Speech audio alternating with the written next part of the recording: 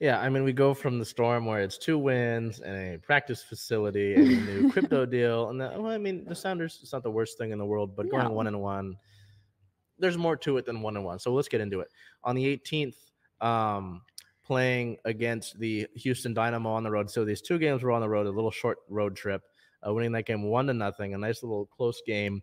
Player of the game striker Raul Ruidiaz. Raul going a 7.9 rating in 86 minutes played, the 1 goal, 2 total shots. So Raul takes player of the game honors as he scores the only goal for the Sounders, that one being the winner. Nice one to go down to Houston and take care of that. I mean, you come off of CCL and you want to continue to do positive things in MLS play and build off of that Minnesota win, and then you beat Houston. So it's nice to see.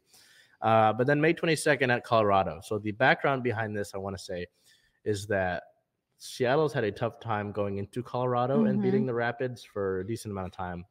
And in MLS play this season, so after this now continued, after this game, the Rapids have not lost at home yet. So That's 5 wins and 2 draws Impressive. at home. And we look at that really quickly again, a 0-1 loss against the Rapids. There was some controversy. There was a penalty that might have been called and a foul on the Rapids goal that I think the referees agreed might have been called. But at the end of the day, with something that goes further than this, kind of sticks with my UW softball. So tune in to Woof Wednesdays if that's something you want to talk about. But you don't want to let referees decide the game. Right. You'd like to make it so that, hey, there might have been a bad call, but we played better than that. We don't have to worry about it. But again, it's granted the circumstances. It's tough to win in Colorado right now, and it's been for the Sounders for a decent bit. And I mean, they got 6 points in 1 week. You played several games over the past week. I'll take a 6-point week.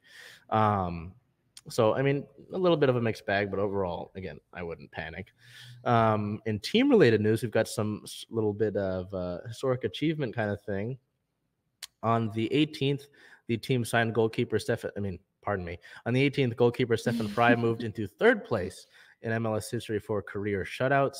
So congratulations to Stefan on that. I almost said signed. That's incorrect. And then congratulating Stefan on reaching 3rd all-time in the MLS on that. And then on the 20th, Christian Roldan and Jordan Morris were called into the U.S. men's national team summer roster. So big there to see both of those guys make it. I know after the Minnesota match that Brian Schmetzer was basically almost calling for the men's national team coach to say, hey, Christian Roldan deserves a spot on that roster when World Cup comes around. So more of a chance with the summer roster to continue to prove that. But I also think that Christian's been playing, as we talked about in last week's episode, at an MVP level. So good for Christian there. To wrap that up and to look into this upcoming week, the Sounders sit at a 4-win, 6-loss, 1-draw record in MLS play, which is good for 12th in the Western Conference.